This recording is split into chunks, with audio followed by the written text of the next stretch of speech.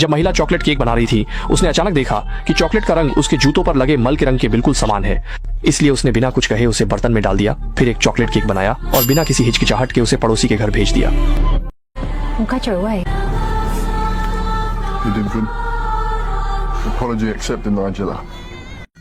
महिला ने इस तरह से पड़ोसी से बदला लिया क्योंकि उसे इस पड़ोसी ने मजबूर किया था, क्योंकि इस पड़ोसी ने यहाँ आने के पहले ही दिन रात को घर में एक पार्टी रखी थी। शुरू में लिसा ने ध्यान नहीं दिया, लेकिन उसे यह कभी नहीं सोचा था कि सुबह के 3 बजे के बाद भी उनका साउंड सिस्टम बंद नहीं होगा। इससे लिसा को बहुत गुस्सा आया, लेकिन चूंकि पड़ोसी पहले दिन आया था, उसने सोचा कि सहन कर ले। इस तरह लिसा ने एक दर्द भरी रात गुजारी और फिर थकी हुई शरीर से काम पर चली गई। किसने सोचा था, जैसे ही वह घर के दरवाजे पर पहुंची, लगभग जमीन पर पड़े मल पर कदम रख दिया। उसे नहीं पता था कि पड़ोसी का कुत्ता उसके लॉन पर शौच करेगा, जिससे लिसा को बहुत घिन आ गई। लेकिन चूंकि उसे काम पर जाना था, उसने उस पड़ोसी से कोई शिकायत नहीं की। लेकिन जैसे ही उसने एक दिन की मेहनत के बाद घर आकर नहा लिया और आराम करने की तैयारी की, फिर से वही परिचित धातु की आवाज सुनाई दी। इससे उसे और बर्दाश्त नहीं हुआ और उसने बिना कुछ कहे पड़ोसी के दरवाजे पर दस्तक दी। पर हैरानी की बात यह थी कि पड़ोसी ने सुनते ही माफी मांगी और अपने दोस्त को साउंड कम करने को कहा। जब देखा कि पड़ोसी काफी समझदार है, तो लिसा ने सुबह के मल की घटना भी उसे बता दी। जब उसने सुना कि पड़ोसी ने कहा कि अब ऐसा कुछ नहीं होगा, तो लिसा संतुष्ट होकर चली गई। घर लौटने के बाद हालांकि साउंड सिस्टम की आवाज अब भी थी, लेकिन आवाज कम होने की वजह से आराम में कोई बाधा नहीं थी।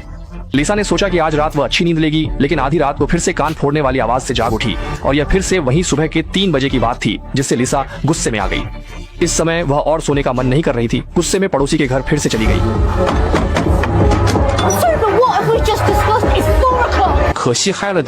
वह इस अपमान को सहन कैसे कर सकती थी?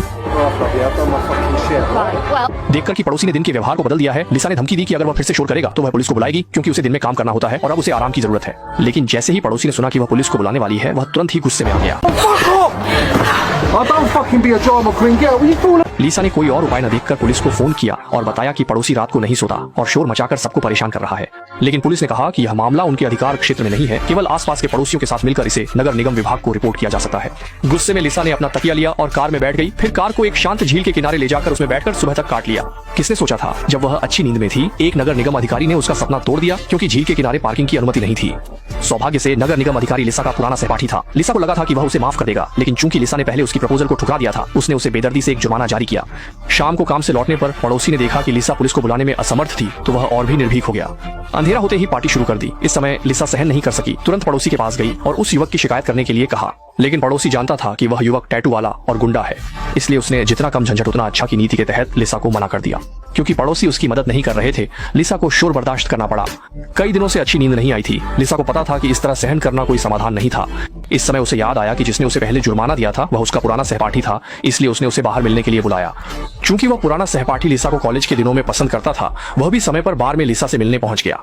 ये देखकर आश्चर्य हुआ कि लिसा ने सीधे बात शुरू की। अपने पुराने सहपाठी के घर आने के बाद वह बेसब्री से बाथरूम की ओर नहाने के लिए चला गया। लेकिन जब वह बाथरूम से बाहर आया तो देखा कि लिसा पहले ही बिस्तर पर सो चुकी थी। जब लिसा फिर से जागी, तब तक अगला दिन हो चुका था। अपने पुराने सहपाठी के तेंदुए के प्रिंट वाले शॉर्ट्स को देखकर लिसा धीरे धीरे बिस्तर से उठ गई। वह चोरी छिपे अपने पुराने सहपाठी के घर से निकल गई और जब वह घर लौटी तो शोर करने वाला पड़ोसी अभी भी सो रहा था। उसने प्रतिशोध के लिए सीधे घास काटने की मशीन बाहर निकाली, जैसे को तैसा। अपनी घर के दरवाजे के सामने के लॉन पर चक्कर लगाने लगी। लेकिन वह जैसे ही कुछ कदम चली, अचानक उसके पैर किसी चिपचिपी चीज पर पड़ गए। उसने देखा कि पड़ोसी का कुत्ता फिर से उसके लॉन पर शौच कर रहा है। लिसा अब और बर्दाश्त नहीं कर सकती थी। वह सीधे घर गई और चॉकलेट केक बनाना शुरू किया। जूते के तल पर लगी सारी चीजें उसमें खुरच कर डाल दी। एक ऐसा केक बनाया जो लगभग उसी रंग का था। पड़ोसी के दरवाजे पर जाकर उसे माफ करने के बहाने खाने के लिए दे दिया। इस घटना के बाद लिसा का मन बेहद खुश हो गया। लेकिन जैसे ही वह आराम से सोने की सोच रही थी, उसने देखा कि पड़ोसी ने स्पीकर की आवाज सबसे ऊंची कर दी है। यहाँ तक कि टेबल पर रखी पानी की ग्लास भी कंपन करने लगी। बदला लेने के लिए लिसा ने अपनी मां के जीवन काल में दी हुई पड़ोसी के घर की चाबी निकाल ली। असल में लिसा की मां शेंगचेन में उसी के पड़ोस में रहती थी। इसके बाद लिसा चुपचाप खिड़की के पास बैठ गई और जब पड़ोसी सुबह नाश्ता लेने बाहर गया तो वह तुरंत चाबी लेकर पड़ोसी के घर चली गई और बिना हिचकिचाए उसके स्पीकर को पूरी तरह तोड़ डाला। जाते जाते उसने स्पीकर पर बियर भी उड़ेल दी। पिछले कई रातों तक स्पीकर के शोर से अच्छी नींद न मिल पाने के बाद अब लिसा को थोड़ी राहत और संतोष महसूस हुआ। गुरान रात होने पर वह परेशान करने वाली साउंड सिस्टम की आवाज फिर कभी नहीं सुनाई दी। जैसे ही वह खुशी खुशी वाइन डालकर जश्न मनाने ही वाली थी, तभी अचानक उसके घर का दरवाजा पड़ोसी ने खटखटा दिया। लिसा के पास उसके घर के दरवाजे की चाबी है, ये बात अब छुपाई नहीं जा सकती। पड़ोसी घर के बाहर जोर से चिल्ला रहा था कि लिसा चोर है। लिसा ने मजबूरी में चाबी बाहर फेंक दी। कौन जानता था कि वह पड़ोसी उसे नहीं छोड़ने वाला था। उसने धमकी दी कि वह बाद में लोगों को बुलाकर उससे बदला लेगा। लेकिन इसी वजह से लीसा ने सोने की हिम्मत नहीं की। डर था कि वो व्यक्ति आधी रात को लोगों को बुलाकर उससे बदला ले सकता है। मुश्किल से एक रात गुजारी, फिर भी लीसा दरवाजे के बाहर एक कदम रखने की हिम्मत नहीं कर पाई। वह पर्दे के पीछे से पड़ोसी की गतिविधियों पर नजर रख रही थी। क्योंकि वह घर से बाहर जाने की हिम्मत नहीं कर पा रही थी, उसने कंपनी के बॉस को फोन कर छुट्टी ले ली। जब लीसा ने देखा कि पड़ोसी ने एक नया साउंड सिस्टम खरीदा है, तो वह जान गई कि पड़ोसी का बदला शुरू होने वाला है। उसे और चिंता इस बात की थी कि उसकी कई सालों से पाली हुई बिल्ली भी गायब थी। जब उसे शक हुआ कि यह बात पड़ोसी से संबंधित हो सकती है, तो उसके घर के दरवाजे के नीचे एक नोट मिला जिसमें पड़ोसी ने साउंड सिस्टम खरीदने के $850 के खर्चे की भरपाई की मांग की। जब वह गुस्से से पागल हो रही थी, उसी वक्त पड़ोसी का साउंड सिस्टम फिर से बज उठा। लेकिन अफसोस, उसके पास पड़ोसी से निपटने का कोई तरीका नहीं था, इसलिए उसे इस शोर को सहन करना पड़ा। जब लीसा बेहद परेशान थी, तभी उसे चाहने वाला पुराना सहपाठी उससे मिलने आया और उसने भी बगल से आ रहे कानफाड़ू शोर को सुना। जब उसने सुना कि लीसा इस शोर से एक हफ्ते से परेशान है, तो वह बिना कुछ कहे बाहर जाकर पड़ोसी को सबक सिखाने की योजना बनाने लगा। लेकिन जल्द ही लीसा ने बाहर से एक दर्दनाक चीख सुनी। कुछ गड़बड़ महसूस होने पर लीसा ने जल्दी से पिछले महीने की बचत निकालकर पड़ोसी को दे दी। तभी वह अपनी मदद करने आए पुराने सहपाठी को बचा पाई।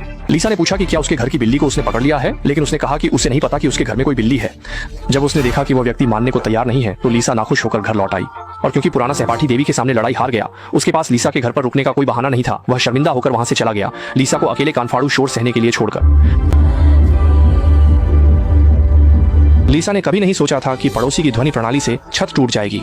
जब लीसा लगभग पागल हो रही थी, तभी अचानक छोटे शहर में बिजली चली गई। इसी समय तक परेशान करने वाला शोर आखिरकार समाप्त हो गया। लेकिन इसी समय लीसा ने अचानक पड़ोसी के घर से अपने छोटे बिल्ली के बच्चे की आवाज सुनी। यह जानना चाहिए कि यह छोटी बिल्ली उसकी जान की प्यारी थी। लीसा ने तुरंत सीढ़ी उठाई और अटारी पर चढ़ गई, फिर सीधे हथौड़े से अटारी की दीवार उखाड़ना शुरू कर दिया। क्योंकि सामने ही पड़ोसी का अटारी था, वह पड़ोसी के घर में घुसकर बिल्ली को बचाना चाहती थी। जल्दी ही लीसा ने दीवार तोड़कर पड़ोसी के घर में घुस गई, लेकिन इसके बाद जो हुआ उसने उसे बेहद दुखी कर दिया, क्योंकि उसने पाया कि उसका बिल्ली का बच्चा पड़ोसी की अटारी में भूख से मर गया था। पड़ोसी ने अनजाने में उस महिला की वर्षों से पाली प्यारी बिल्ली को भूखा मार डाला और लीसा के मन में एकदम से जान के बदले जान का ख्याल आ गया, क्योंकि वह छोटी बिल्ली उसके कई वर्षों से पालतू थी और उसके साथ रहने वाला अकेला परिवारजन थी। बिल्ली के लिए बदला लेने के लिए लीसा बिना कुछ कहे पड़ोसी के घर में अटारी से घुस गई। इस समय पड़ोसी कल रात पार्टी करने के बाद गहरी नींद में सो रहा था। उसे बिल्कुल भी पता नहीं था कि कोई उसके घर में घुस आया है।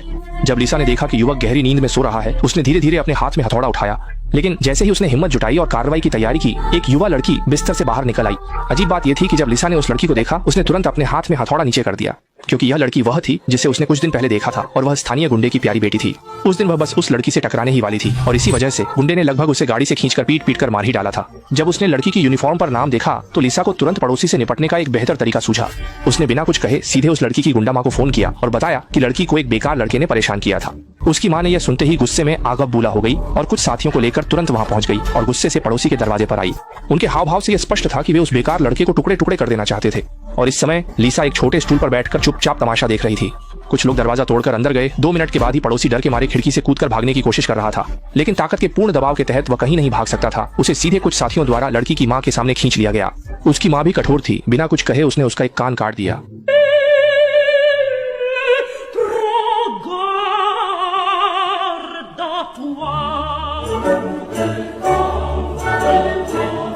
कोई चारा न था। आखिरकार वह लड़का अपनी पैंट थामे हुए वहां से भाग गया और यही वजह थी कि युवक ने फिर कभी वहां रहने की हिम्मत नहीं की। जैसे ही युवक इस छोटे शहर को छोड़कर चला गया, लीसा आखिरकार अपनी पुरानी शांत जीवन शैली में लौट आई। इस तरह फिल्म समाप्त होती है। बेनसुखी जंगल एक महिला के शोर के मुद्दे के कारण पड़ोसी के साथ अकेले टकराव की कहानी बताती है। फिल्म महिला और पड़ोसी के टकराव के माध्यम से हिंसात्मक समाधान की संभावनाओं और नुकसान की पड़ताल करती है। महिला ने हिंसा के कारण अपनी प्यारी बिल्ली खो दी, जबकि शोर करने वाले पड़ोसी ने एक कान खो दिया। मेरा मानना है कि निर्देशक इस फिल्म के माध्यम से हमें यह बताना चाहते हैं कि हिंसा न केवल समस्याओं का प्रभावी समाधान नहीं कर सकती, बल्कि अधिक समस्याएं और टकराव उत्पन्न कर सकती है। इसीलिए जब हम किसी समस्या का सामना करते हैं, तो हमें शांति से समस्या का समाधान करने की कोशिश करनी चाहिए।